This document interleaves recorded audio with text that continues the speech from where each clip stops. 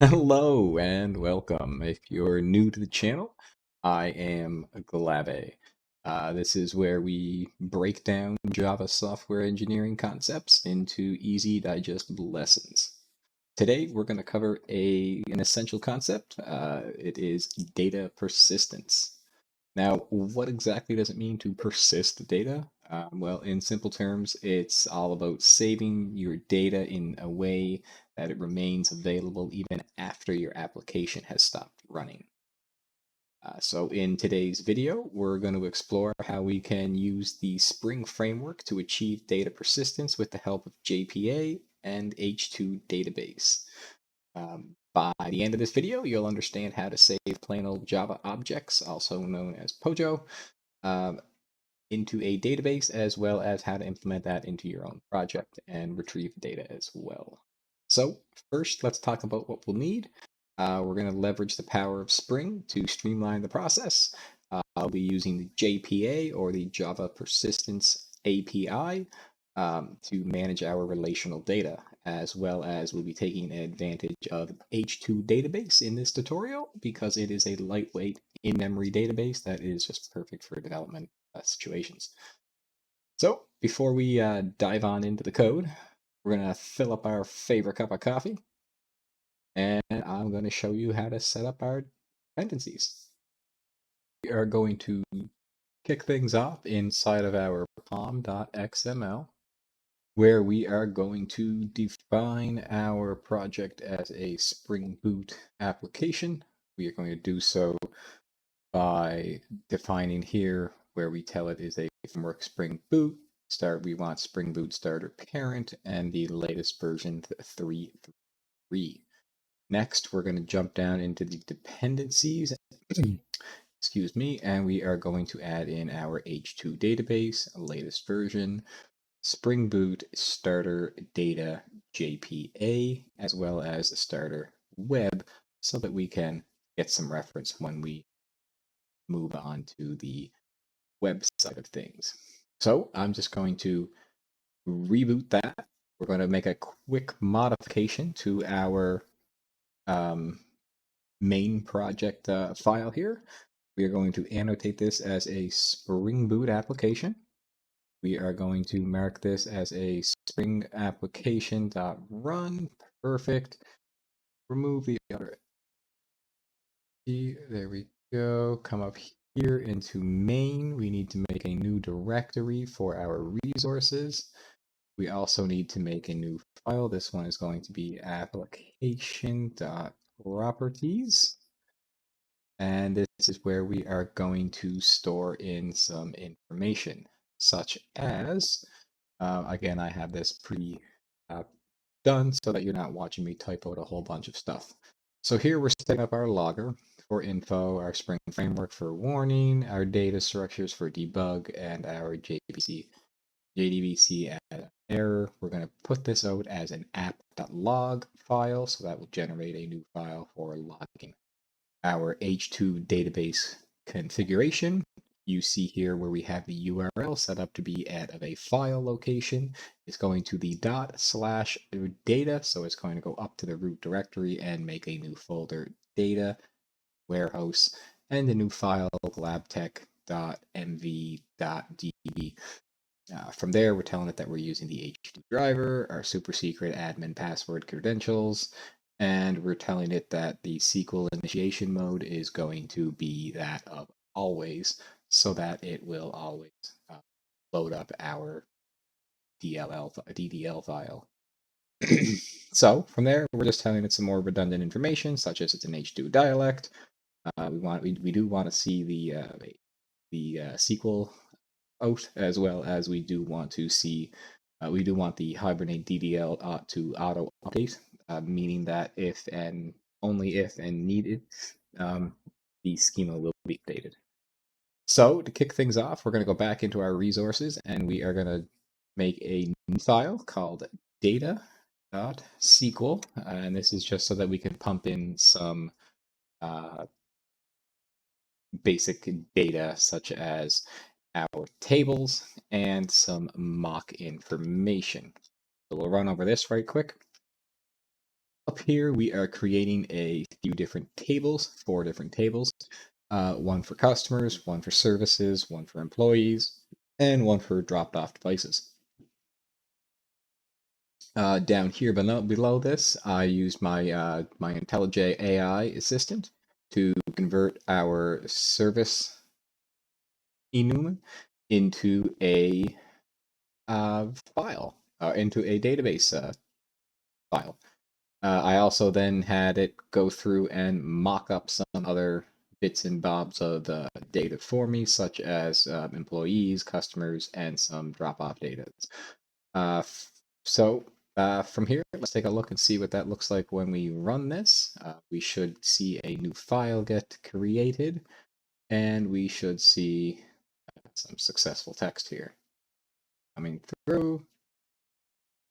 And everything seemed to have started up fine. Why was there no information about the data being added? Okay, so let's get confirmation here. Let's go into stop our program. It does look like the file was created. If we come in here and check out our connection here, we are successful. We'll save that. We'll this open up here. We see that we have no information inside of our table. Let's give that another go because that is my error. So let's rename this to data because it does look for a specific. Hi, Mike. See, I'm struggling today, guys. So we'll rename that to data. There we go. Get it right. It will work. So now if we rerun this, there we go. It has created some information for us. So if we now stop this and we come here and reload our tables, our database, you'll now see we have 4 tables with customers, information, drop-offs, services, and our actual services. So next here, we're going to take a look at how we can change up our files and get these all sorted up so that we can grab this information back from the database. But first, we're going to make one quick change on this, and we're going to change this to embedded mode so that if we were to rerun it, it won't throw a fit. All right, so next, let's dive on into how we can change up our files. So if we look into services, we no longer need this as a service. This is now going to be a class. Sorry, we no longer need this as an embed. Sorry. As an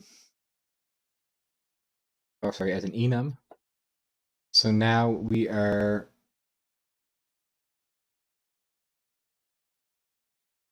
actually maybe we will just convert this straight to a record.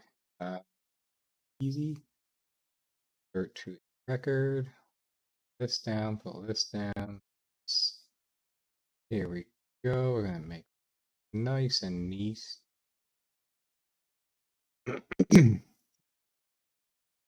Getter. This is now going to be an entity. Name services. Say table. That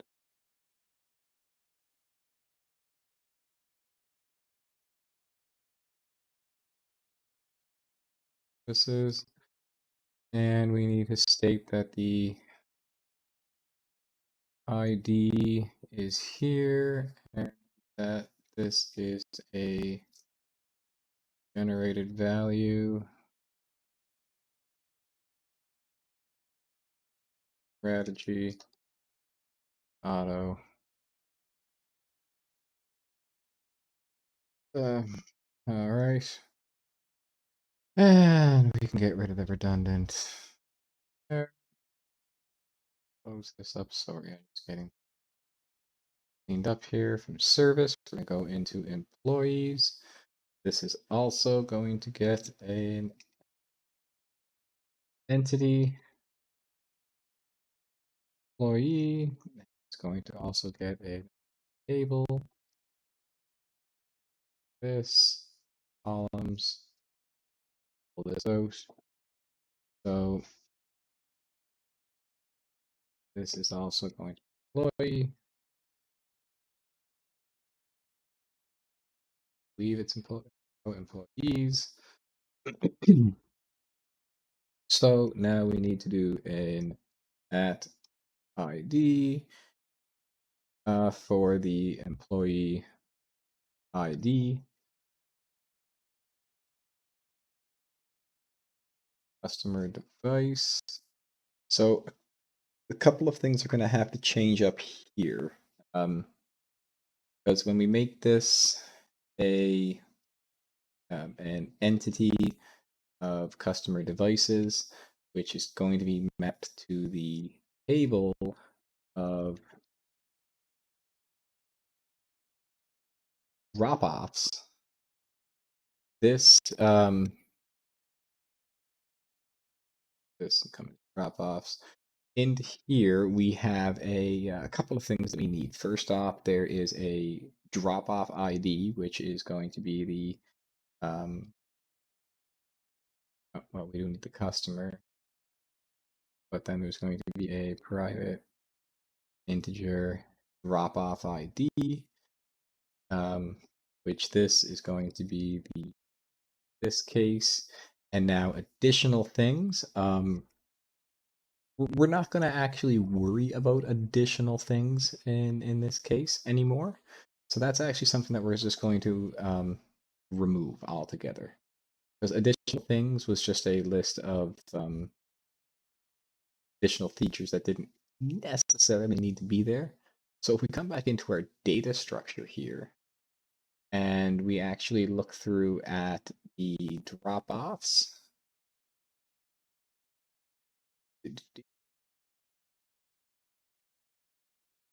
nope, don't actually have the additional things in there anymore, nor do we have additional. Okay, that's already set and straight.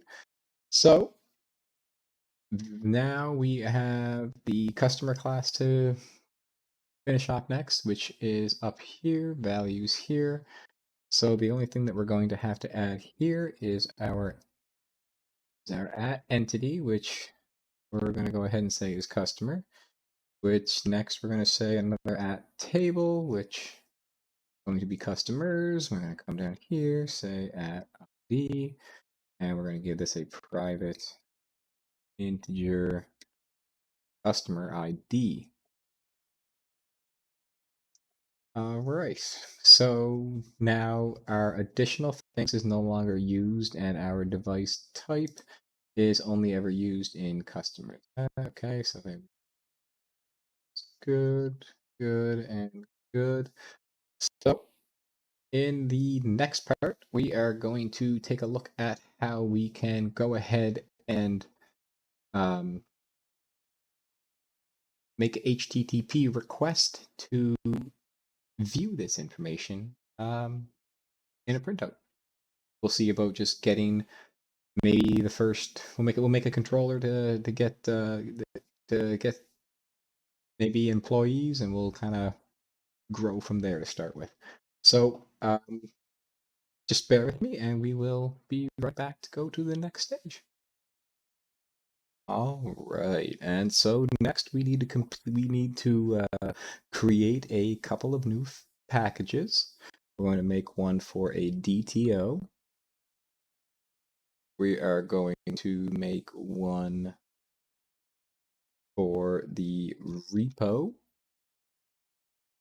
You'll notice that I've changed the model one. I've gotten rid of the additional details and the device type because we're no longer using those. So as a result, I had shrunken down the model package. So now the next thing that we need to do is come into our employee. We're going to make a DTO of this. It is going to be a Java record. We're going to take in everything except for the employee ID number, because just best practice is to not not pass certain things around inside of a certain sort of specific situation. You don't necessarily want to be passing sensitive information around. I know that it's not technically sensitive information, but we're going to treat it as if it is, because it is, technically speaking, a database identifying piece of information. So we're going to go ahead and create this, create our nice little record for our employee DTO. Next, we are also going to need to create a new package for service, so we can list out our service. We're also going to need a way to convert our DTO. Here, call this enter. And in here, we're going to make a Java class interface. This is going to be a DTO converter. This here is going to extend an entity or a model, and it's going to take in a D or data file. In here, we are going to happen to have d.map to DTO. Take that. We don't need the second one, but that's going to then take in the entity or the model that we're looking to map from. So from there, we're then going to actually make a new package, and we're going to call this implementations. And this is where we're going to stick in our new interface that we're going to make. It's going to be an employee converter.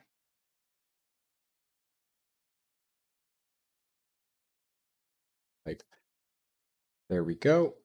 And this one is going to extend the data E.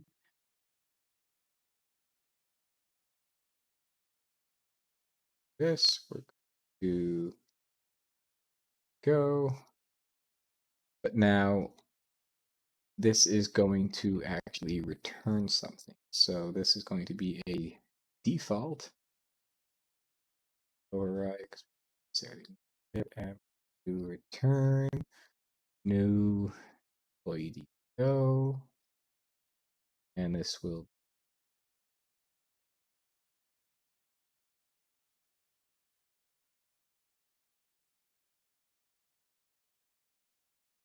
get the employee first name, employee last name, get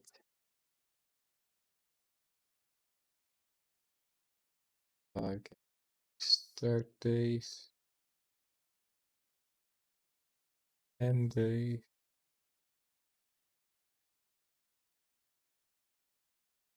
contact number, and position. There we go. So now we can create a new service class. We'll call this service. This is going to implement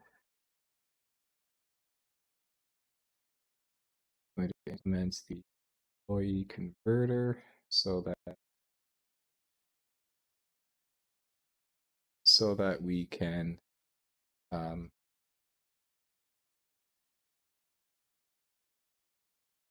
it's going to be service. So we're going to update this with service, as well as we're going to update this with a required args constructor so that we copy of employee converter.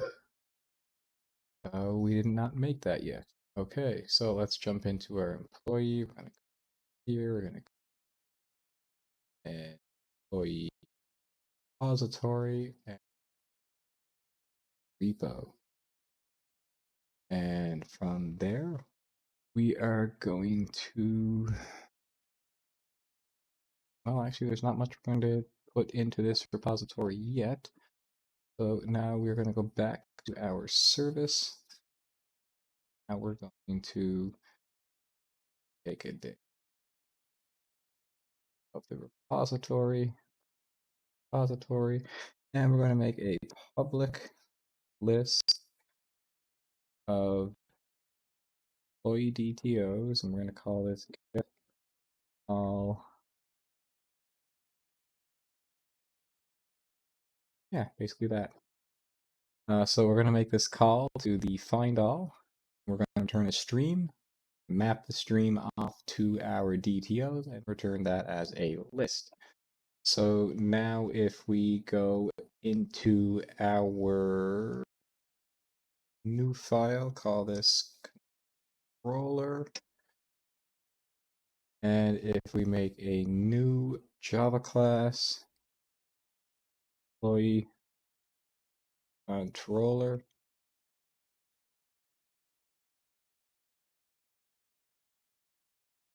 make this employee controller, we can come down and we can annotate this as a REST controller, a requires args control, and a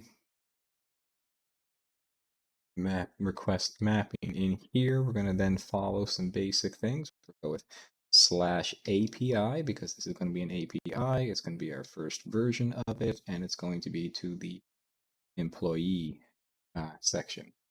From here, we are then going to take in private final employee service so that we can make a get mapping. The get mapping is then going to be that of search all. This is going to be a public list of employee DPOs. Call this, oh, just like that. Perfect. So now if we were to run our program and going, if we were to pop over to our friendly little, well, in my case, I'm using the HTTP request that's built into IntelliJ, but if we were to run this, you can see here that my request was to the localhost 8080, the API v1 employee that we up here, and then search all was the get mapper that we had. That's why we used a get request. And we asked it for all employees, and it came back and mapped us out all of our employees. But notice that we did not take in the ID, hence the ETO file. So that's about all we're gonna do for this video. Just to keep it short and sweet. In our next video, I will have the rest of these mapped out, and I will go from there, and we will review what I have done, and we will move into how we can edit some of this data using post requests, and from there we can maybe get a little bit more advanced and take a look at adding a little bit of a web page or a web app aspect to this, so that we can enter in, so we can maybe go into a little bit of a login system so that our employees can log in, our customers can log in, our customers can request updates, request help. And if that's something that you think would be great for the next section, then go ahead and hit that like button. It lets me know that we're doing something right. For those of you that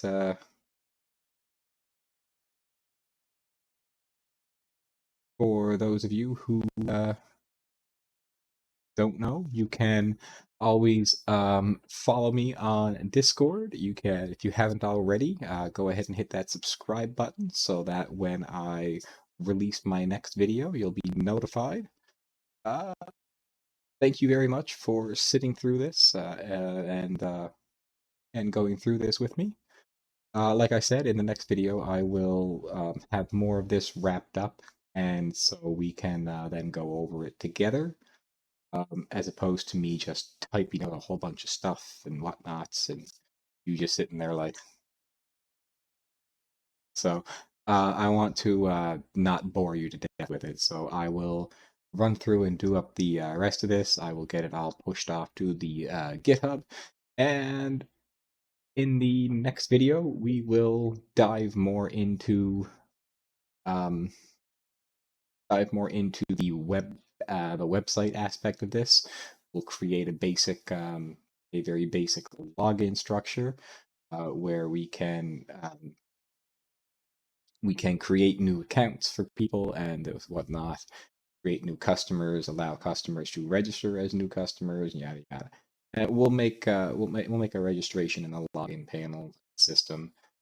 Maybe from there afterward we'll get a little bit more advanced into something else. But for now, hit that like button if you've learned something. If you enjoyed this video, hit that subscribe button if you have not already, and keep that coffee cup full, keep that curiosity open, and we'll catch you next time. Thank you very much, and again, good night.